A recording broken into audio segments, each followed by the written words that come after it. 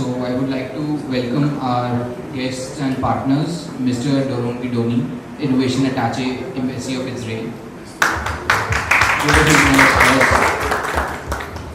Ms. Shani Estiuni, Head of Public Diplomacy, Embassy of Israel. Mr. Dipinder Dhillon, Joint Director, Invest Punjab. Mr. Ajay Srivastav, Director and Center Head, STPI Mohali. Our speakers, Mr. Gurkirat Singh, IAS Secretary, Tourism and Culture. Mr. Sukhmeet Singh, Founder and CEO, A2P Energy. And I would like to thank our venue partner, Mr. Harshit, Isha and team. And our Mr. Satendra Singh, CEO, iRise Incubator, ISA Mohali. And Mr. Piyush Garg, Vice President, Seed Chatkara. So I am Bandhan Goyal, Program Manager at TiE Chandigarh and your MC for the day. Thanks for joining in. I hope you all build good deep insights and networks by the end of today's session. So before we begin, I would again like to thank our partner, the Embassy of Israel to India, our co-sponsors Invest Punjab, Startup Punjab and the Government of Punjab, our venue partners, Atal Incubation Center, ISB Mohali and STPI Mohali, and our outreach partners, iRise at ISA Mohali and Seed Chatkara University. Thank you for all the support. So with that, let's formally start with the bootcamp of this Israel TiE Chandigarh Business Plan Competition. Our first speaker has done his LLB from Punjab University, followed by an MBA from Boston University. He has been the director of the Millennial School Mohali for 9 years, after which he joined Learning Path School Mohali, where he has been serving as the director for the past 7 years. So with a huge round of applause, please welcome President TiE Chandigarh, Mr. Robin Agarwal.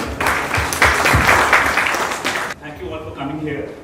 TiE Chandigarh aim and TiE's aim is to foster entrepreneurship, and we do that through collaboration with various partners. Like this event involves so many people, right? We've got the Punjab government, we've got Embassy of Israel, we've got ISB, we've got SEED, we've got STPI, and we've got you all.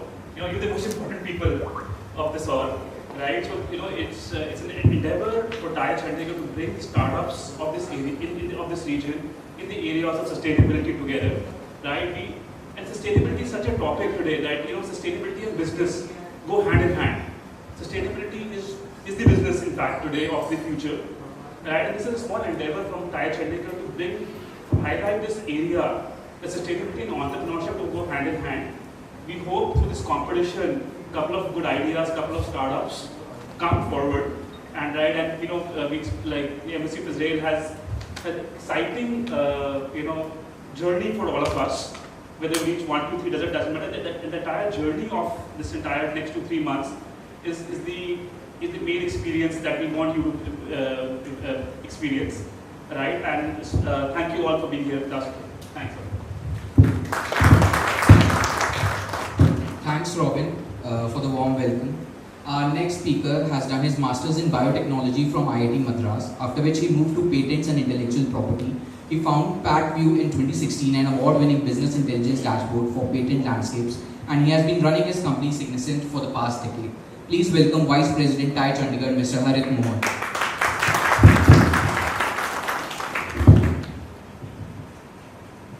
Very good morning, all of you. Thank you for being here today. And I think it's wonderful to have Doron and Shani as well with us. I think it's a small endeavor from our side to have all of you here and make this as productive as we can today. So that's our commitment to all of you. And I'll just tell, we're so excited. Our initial threshold was we're talking to Doron and everybody that we wanted that a lot of agri-tech startups should come up from India. And you'll be surprised that we're about to have about 75+ registrations in a very short span. So congratulations to all of you and ecosystem. Well when it came to the program, and thanks a lot to all our outreach partners for making that possible actually today. And I'll just read some stats because I think the formal welcome has been done. So you'll be surprised that Punjab and Maharashtra remains two of the main states that we got a lot of registrations from, about 11 each. Then the program did reach to fast states like Tamil Nadu and Odisha, Madhya Pradesh, Himachal Pradesh, Haryana, Chhattisgarh, Assam. So the program actually rooted very well and spread very well. And in the terms of stats, we got about 18 companies that were from agri-tech alone. And then we got about 8 from energy, about 7 from water, 12 from sustainability. So it's a good data, that we've gathered from this event, and I think it's an appeal to all the founders and co-founders or people who want to set up companies that this is the time, guys. This is a very focused group. You should network, make most of the events. There's a small request to all the startups there, and I wish I got such an opportunity when I started up 10 years ago. But I think all of them are very helpful, very pleasing. So do make most of the event. Without further ado, I'll probably hand back to Vandan, and good luck for the rest of the program. Thank you. Thank you so much, Harit.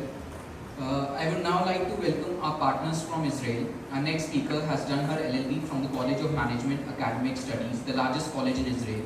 After which she continued her journey in law, finally moving to the industry of foreign affairs of Israel, where she now serves as the head of public diplomacy, Embassy of Israel in India. Please give a big round of applause to Ms. Shani Etzioni.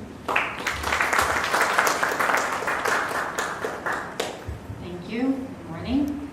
First of all, I want to thank you all for coming, and of course to TiE Chandigarh for partnering with us, and for ISB for hosting us.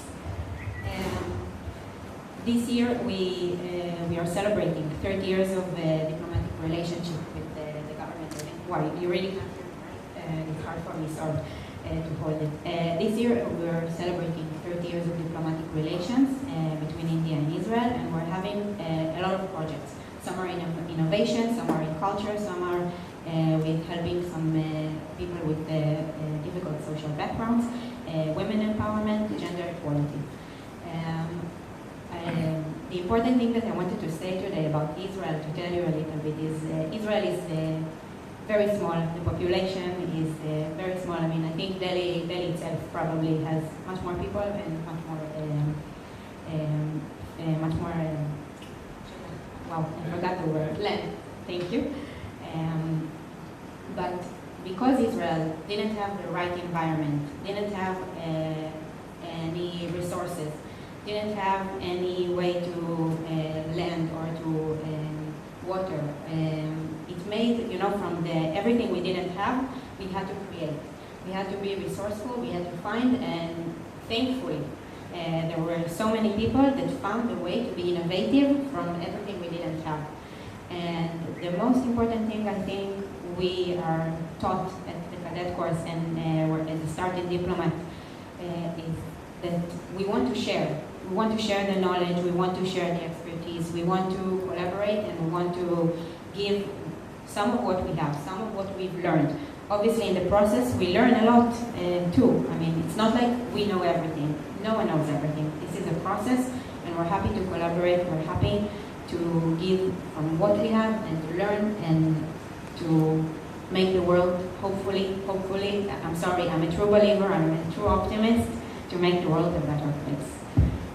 So thank you all for having us, and I hope to see you at the finals. Thank you so much, Shani, and we are grateful to have you here. So, our next speaker and partner from Israel has done his education from Tel Aviv University, followed by a diverse set of experiences in real estate appraisal, tutoring, aviation, and then joining Atrim Tel Aviv Jaffa Coastline Development Company Limited as Old Jaffa Historic District Manager, where he served for nearly 2 decades. Finally joining the Ministry of Foreign Affairs of Israel as Innovation Attaché. So with a huge round of applause, please welcome Mr. Doron Gidoni.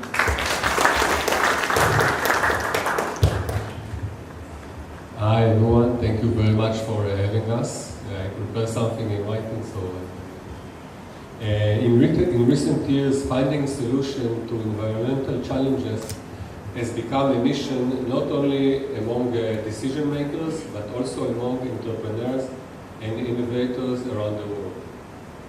The state of Israel is considered one of the world leaders in the field of sustainable innovation. Dozens of Israeli companies and startups have been established in recent years in the aim of finding climate solutions that will help limit global warming. As a leading country in the field of innovation, we take sustainability seriously and take upon ourselves the responsibility to lead and set a personal example. Today, more than ever, it is important for us to preserve the environment. We promise that the changes we are leading will address the industry and have a positive impact on the planet. Our hope is that other entrepreneurs and innovators in India and around the globe will join us. Thank you very much and good luck for everyone. Thank you, Doron. Thank you so much. So next we have our first keynote address for the day. So on the topic from farm to fork, decoding successful startups. Our speaker has done his bachelor's in electronics and communication, after which he went for Indian Administrative Services, securing an All India rank of 3. He has served a number of positions across different departments in cities across Punjab like civil aviation, food, civil supplies and consumer affairs, etc. With the recent posting as Secretary Tourism and Culture. Please welcome Mr. Gurkirat Singh with a huge round of applause.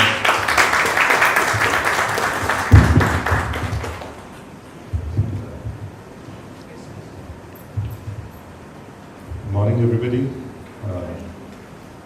The delegates from Israel, my fellow speakers, and everyone from TiE, ladies and gentlemen. It's a pleasure to be here. The topic which I'm going to try and speak about, probably a lot of people would already be aware about a lot of things. See, startups generally have a few characteristics in common when it comes to incubation, when it comes to sustainability. But then there are certain challenges which come when the agriculture sector creeps into the entire system. Simply because this is one area where the majority of the Indian population is engaged in. It's an area which is pretty sensitive because not only from the economic point of view, but even from the political point of view. So therefore, when we do business related to farming, there would be certain challenges, there would be certain issues. I'll try to speak about those based on what we have seen. Of course, we know farm to fork, some countries we call it farm to table, and other places it's called farm to plate. In India, basically, we talk about farm to fork in terms of aggregation and providing better incomes to farmers through direct sales. In other countries, it's more about organic farming, it's more about getting good quality food directly sourced from the farmers. But at the end of the day, it's a network, it's a farming community which is involved, and there are entrepreneurs who are carrying out the job. There are, of course, costly cycles to purchase seeds, fertilizers, these are all inputs for agriculture. Definitely have a major impact on farm incomes. Farmers are very poor at marketing their goods. I think world over, there are very few farmers who have the wherewithal and the networking to directly sell their produce. Generally, either they go through aggregators or through middlemen or through government set-up system as we have in India, where they sell their produce. The inability to diversify, agriculture is a very risky proposition. Why risky? Because it is subject to vagaries of nature, it is subject to fluctuation of prices. The farm sector is something where no one can predict the final price 3 months or 4 months hence. And therefore the farmer is always a worried person until the time he is able to sell his produce. The indebtedness is something which is a real cause of worry. If you go through the NSO survey data for 2021, which is the last available data we have, the average indebtedness across the country is about 74,000 rupees per farmer, and the average income per farmer is about 10,000 rupees a month. So if you look at it, more than 60% of his annual income is debt, and he has to repay the debt with the remaining amount. So therefore, it's a vicious cycle he's got into. He's taking more debt to repay the earlier debt, and that is how the cycle continues. If you look at Punjab, we are in terms of indebtedness as per the survey, third highest in the country after Andhra Pradesh and Kerala. The average debt in Punjab is 2 lakh rupees per farmer. It's completely unsustainable as of date.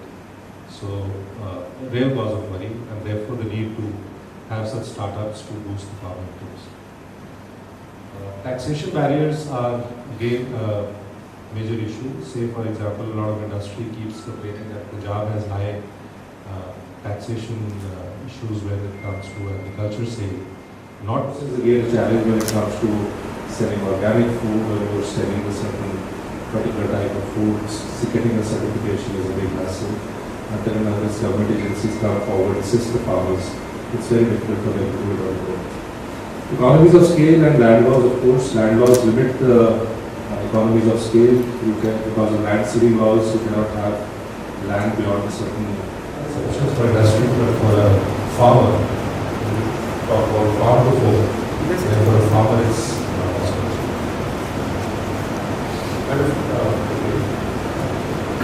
the last was of course the convenience. Before I go further, I think it's nice to see some success stories which have happened. I think those are better learning experiences as to how these startups came about. I have not limited this part to startups. I've added a couple of corporates also because I think it's important to understand a startup would be competing with the big corporates in this issue. So whether it can sustain itself as well as the bigger corporates or not. Available on Amazon, it is available in most of the good stores. APRO started as a very small unit, a few farmers got together. These people do not have any person with MBA qualifications or advanced knowledge about corporates or anything within their organization.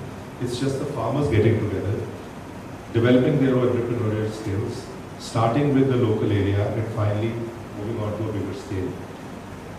The initial support was of course given by the state government. They helped them with a capital of 76 lakhs. 11 lakh was contributed by the farmers. And turmeric powder, honey, gram, flour, pulses, soya beans, so and so. These are some of the products which they are doing right now, starting from turmeric. Today, there are hundreds of farmers. They started with less than 20, and today they have hundreds who have joined them. Turmeric is a major produce in Hoshiarpur district today, and they are doing very well. They even have a LinkedIn profile with them. And remember, they are not IT savvy.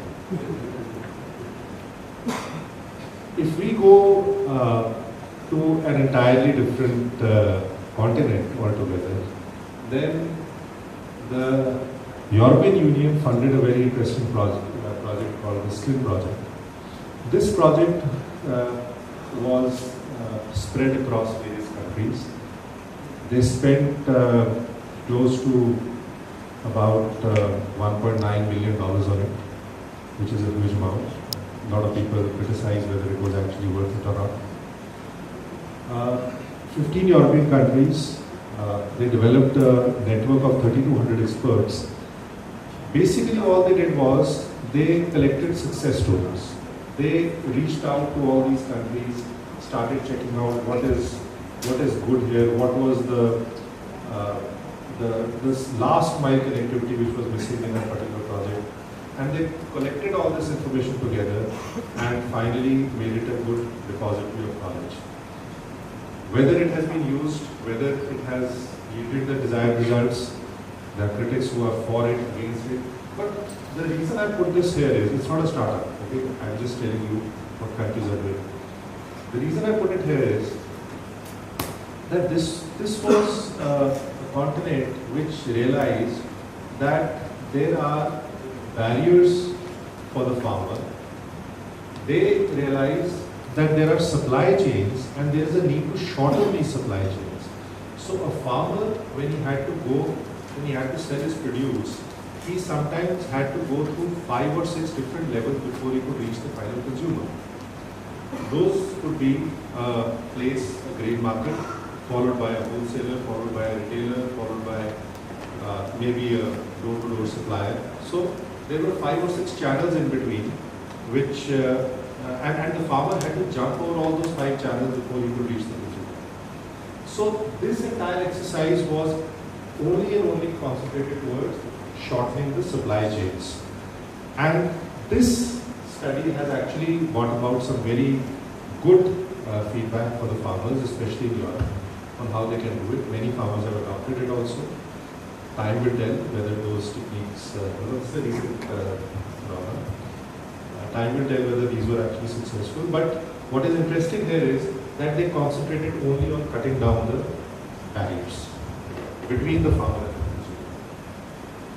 They also worked a lot on bringing about changes in the regulatory frameworks. In many countries, they found that there were laws which prohibited the farmers from engaging directly with consumers. So they even worked on changing the laws in those countries. So this is where a government comes in. This is where a body, a multi-nation body comes in to bring about the change. Green and Grains is again a very successful startup.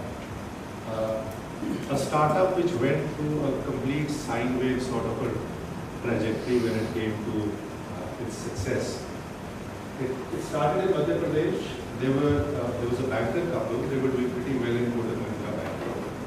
One fine day, they decided that they had to go back to their roots, to the village, and basically Pratik Sharma, the gentleman here, he started farming. His wife continued to work in the bank so that they had an income. He started getting the farmers together. He realized that a single farmer could not operate, so he needed to get the other farmers of the area together.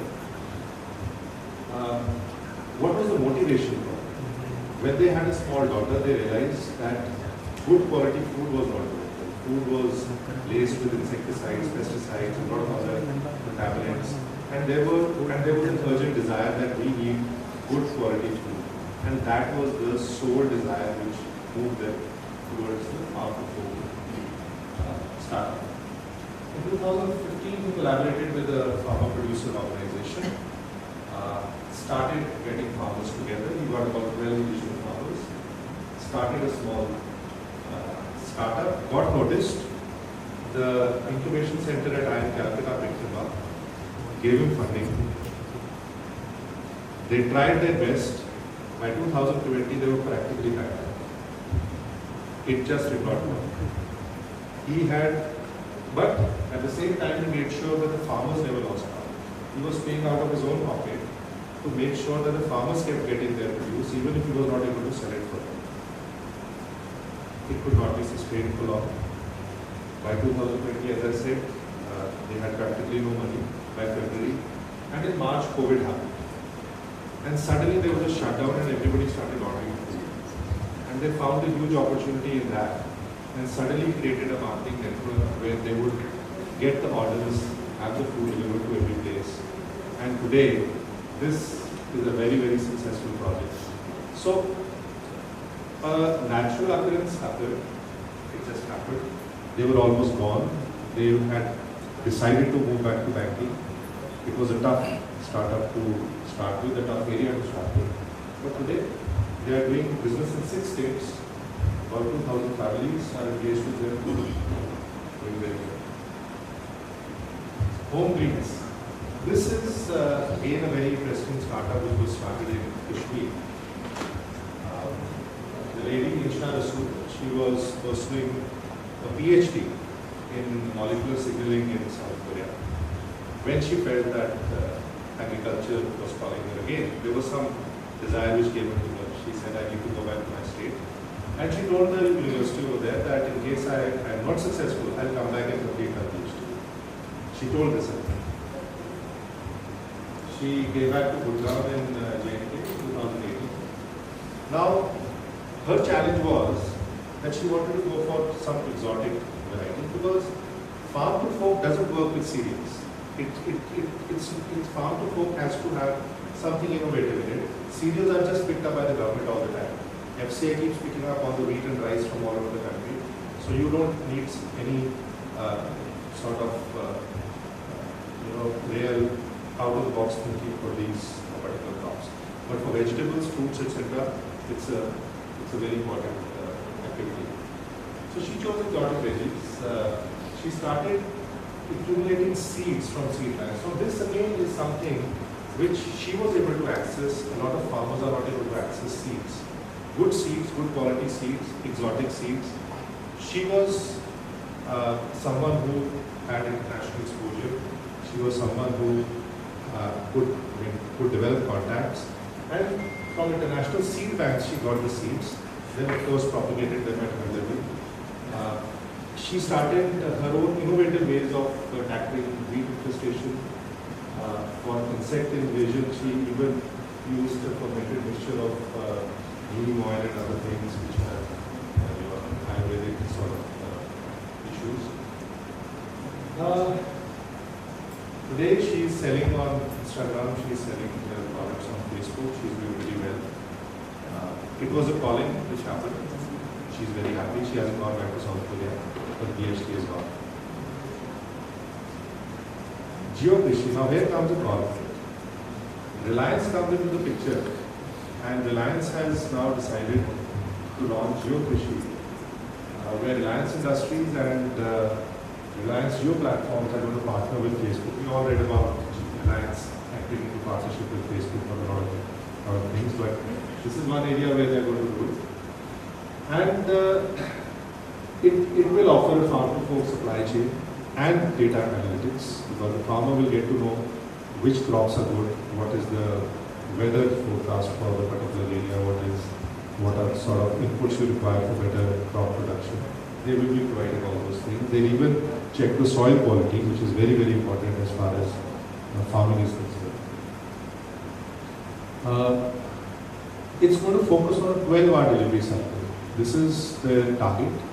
From the time it is harvested to the time it reaches the consumer, there will be only a 12-hour gap, and this is supposed to be the USP. Now, whether a startup can compete with GeoFresh once it comes into the picture, again, these are issues. Startups have to see how they can work around these big corporates, how they can deliver something which is better, something which is more appealable to the consumer, something which is fresher than a 12-hour crop. In vegetables, fruits, it's all about freshness. We have some other success stories. Farmers Fresh Zone, Grow Farm, Bihar, Ninja Garden, probably Google these, check out. But yes, some good names where farm-to-fork success stories have happened.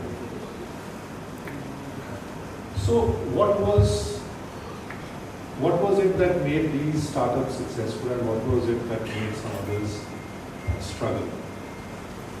First is the drive.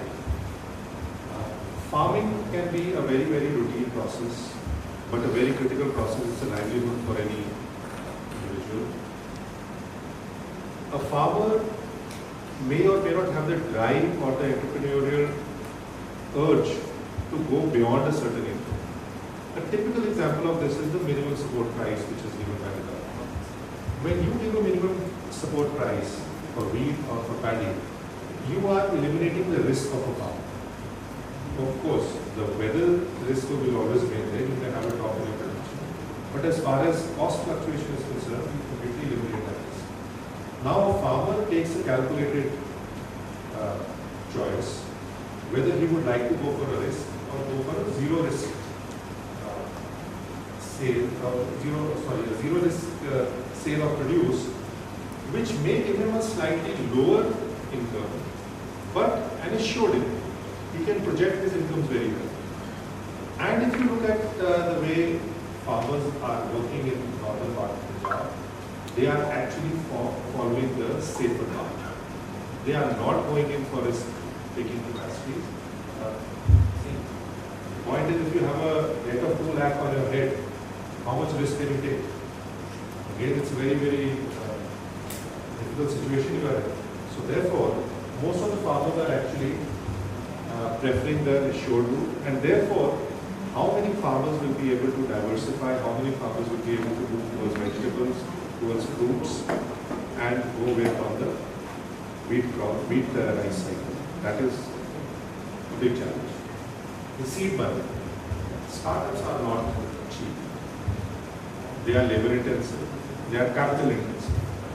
Both of these, you require vehicles, you require transport facilities, you require transporters, you require people who can actually package it, you require packaging machines, proper area. Any consumer who's going to look at your vegetable and fruit is going to see the quality of it. Does it look nice? So if it's not nice, it's not packaged, it's not even polished. Sometimes we will polish the fruits. If it's not polished, then you won't be able to sell it. All that is capital intensive. You require money for it, save money. Managerial skills. I gave you the example of Fabro where they had not acquired any managerial skills, but obviously they were very good managers in their own right. They set up a system which is today technology driven. It is selling a lot. It is offering very high prices to the farmers. The people are purchasing it at a premium, but it took time. They had their own managerial skills. They had this connect with the consumer that goes beyond all the books which we all study, and they did pretty well. But that is not always the case. In most of the cases, you will find that the startups are not farmers by themselves. They are actually intermediaries. So they aggregate farmers, they get the people together, and then they basically do the marketing of the produce. So there you do require certain skills. Investment in capital, already mentioned. Research and guidance on crops and latest farm products. If you are going to tie up with farmers, tell them that you go away from the traditional crops, come into a new arena altogether. You will really need to make sure that they earn money. The farmer will quickly switch back in a single season. He will not wait for a second season. In a single season, he will switch back to his earlier crop if he doesn't get a high income. And for that, there has to be a lot of research on the quality of seeds, on the quality of fertilizers, insecticides, pesticides, which are to be put into the soil, which should boost the production and make sure that the farmer gets a better. Diversification of crops, already mentioned. You need to move out of the traditional crops. Marketing linkage is of course critical. Reaching out to the consumer, directly to the consumer without any retail shop, without any outlet is something which is a big challenge. You might have seen nowadays milk is being sold directly to households in those specially designed cooled vehicles, those vans. They're doing very well. They're selling their milk at a premium. It's much more expensive than milk of Veka or Milkmaid or others. But yes, it's selling because of the quality. IT upgrade. So with every person today doing practically everything on the mobile, right from banking to purchases to paying fees, anything. So therefore, it is very important that they upgrade their IT skills, come onto IT platforms. They are able to connect with the people and sell. Big corporates versus farmer groups, I've already mentioned this point, that the corporates are today planning to overtake this entire arena, especially with food shortage across the world after the Russian-Ukraine crisis. There is a huge potential which people are seeing in trading of cereals, in trading of food items across the globe. They are expecting a spike in prices, and therefore you will find more corporates coming into this arena who can really eat into the business of farmer groups simply because they may be able to offer higher prices. And these high prices are for a short-term gain, right? So they're probably looking at a 2-year gain, after which the prices will stabilize, providing the conflict ends in time. But farmer groups are here to stay for a long time. So this 2-year break also can be completely killing for them. Thank you. So I'll just close by saying that we do have a lot of very good persons in Punjab has been an agrarian economy from the start, right? We have a lot of very entrepreneurial people who are not only looking at crops, they're selling honey, they're selling milk. Piggery is coming up in a big way. So all these allied farming activities are also a part of the farm to fork network. People are doing well, they are trying their best, but frankly speaking, farming is passing through a very, very tough phase. As an example, I just share the data. Say a normal farmer would earn about 60 to 65,000 from an acre of land if he were to sell, say, wheat. If another farmer who is quite good, who knows his job well, is say growing any exotic vegetable, they have the potential of earning 1 lakh rupees per canal of land, which comes to about 8 lakh rupees an acre.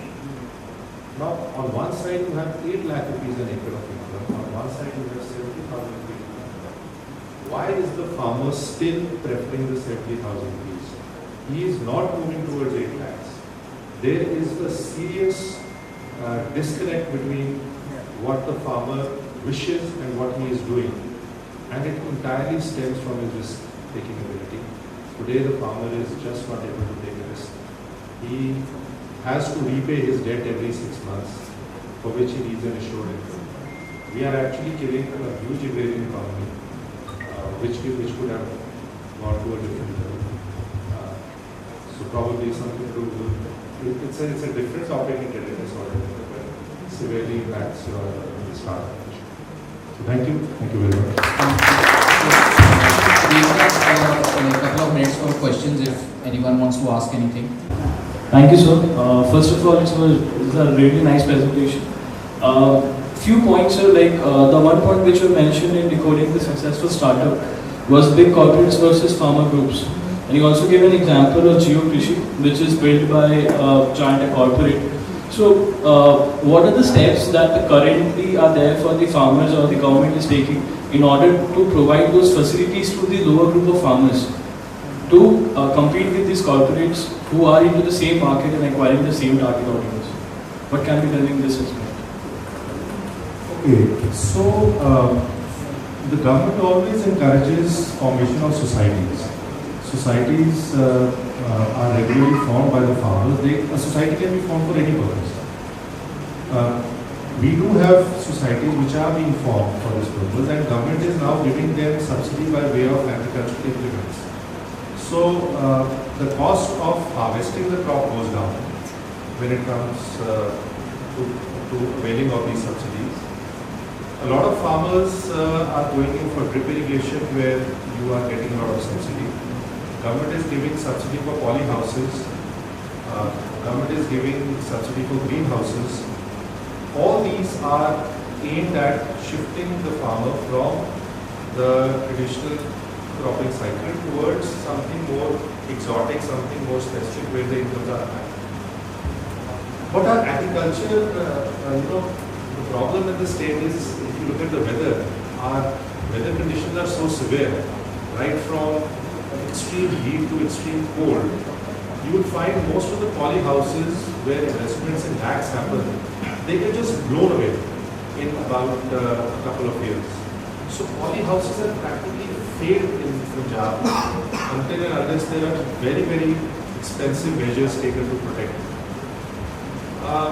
As far as corporates are concerned, see, where does the threat come from? The threat comes from the fact that today the corporate may offer very attractive incentives to a farmer, and the farmers may break away from their own groups, join the corporate, again getting an assured income, and finally become dependent on it. Right? The dependency is where the problem starts.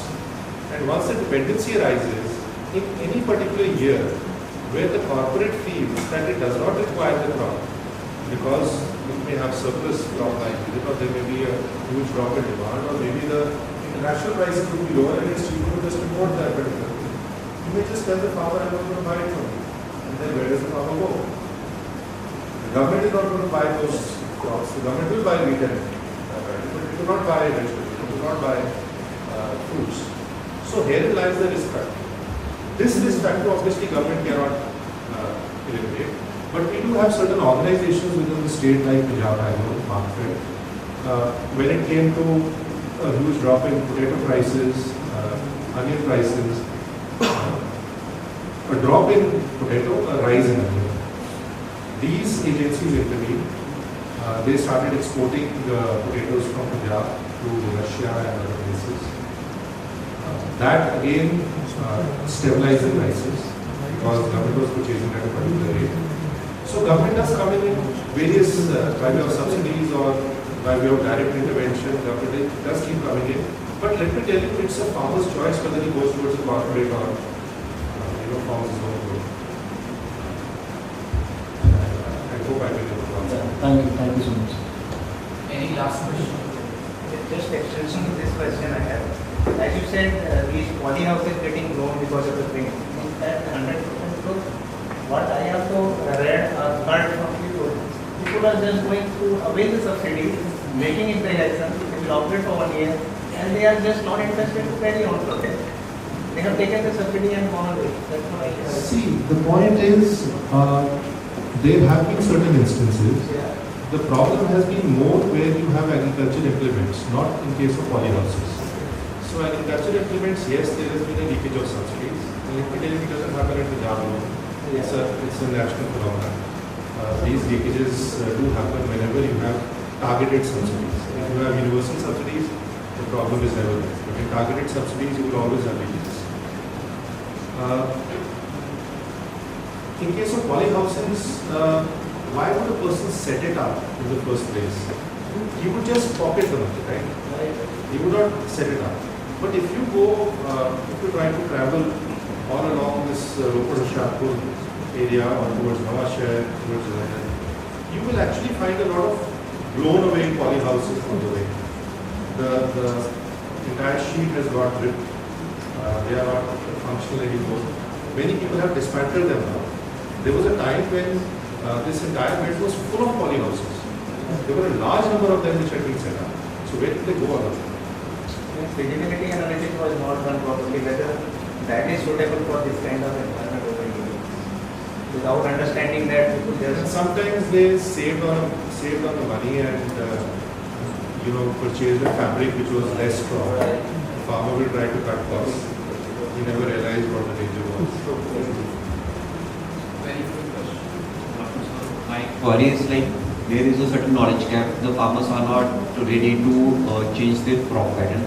So how does the idea? So there has been the recent calls that mobilizing agriculture cooperatives against the corporations. So as a part of cooperatives, the farmers are clubbing together, and over there it's a very good platform to upskill themselves and get into a stage. It may be entrepreneurial where they are producing a unique variety of crops and pitching that production against the corporations. So can't be something be done in that particular line and where we are as a government here? I'll just pose a quick question. How many of the people here buy vegetables or fruits from farmer organizations? In this room? 1, 2. So if you conduct a quick sample survey of this room, you have only 2 people out of the entire population here which has access to a farmer producer organization. What you are talking about, these cooperatives are farmer producer organizations. Same thing, interchangeable for each other. See, when it comes to corporates, a big basket or Reliance Fresh is going to completely flood your mind with its images to its marketing budget. It's going to come all over TV, it's going to come, every app you use, that ad is going to pop up.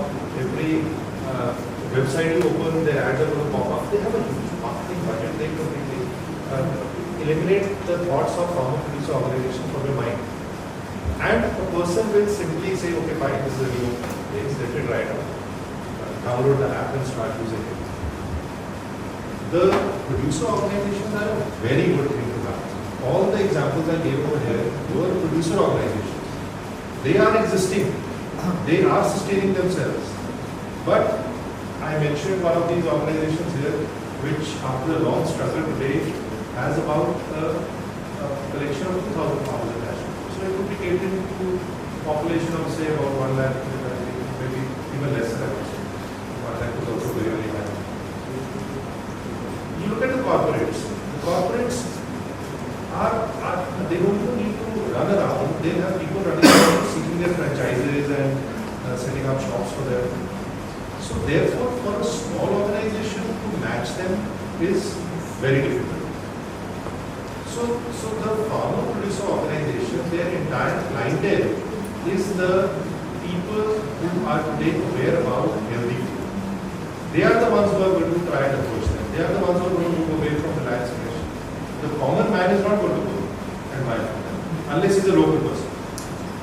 So as time passes, as awareness is generated, you will find the producer organizations coming up, the corporate share going down, but corporates will always win. They will always win. You cannot eliminate it. As long as a farmer is able to sell his produce to a corporate at good price, that is fine. See, the entire logic behind this entire exercise of having a startup farm to fork is, what is it? It is boosting farmer incomes. In 2007, Reliance wanted to come to Punjab in a very big way with farm to fork operations. They said we'll set up stores all across Punjab. We'll set up our own mandis. We buy everything in Punjab. Every single thing we buy in Punjab. There were certain hurdles which they faced, unfortunately, because of which the government changed and they felt that the political climate was not conducive. They went away. But the corporates will be aggressive, the farmer producer organization will still survive. Thank you so much, Gabriel, for the key insights, and I'm sure Tata learned a lot from this. So before moving on, I would again like to thank our partner, the Embassy of Israel to India, our co-sponsors Invest Punjab, Startup Punjab and Government of Punjab, our venue partners AIC ISB Mohali and SCPI Mohali, and our outreach partners iRise at ISM Mohali and SEED Chitkara University. Thank you. So moving on to our next keynote talk. So on growing for sustainability and impact on ecosystem. Our next speaker has worked with leading Fortune 500 companies and has significant international experience working in US, UK and Dubai. He has also worked at ISB as the Associate Director and has won many national and international awards for his work on saving paddy straw from burning. He is the CEO and founder of bioenergy company A2P Energy that is setting up bioenergy plants in Punjab for converting paddy straw into energy products. With a huge round of applause, please welcome Mr. Sukhmeet Singh.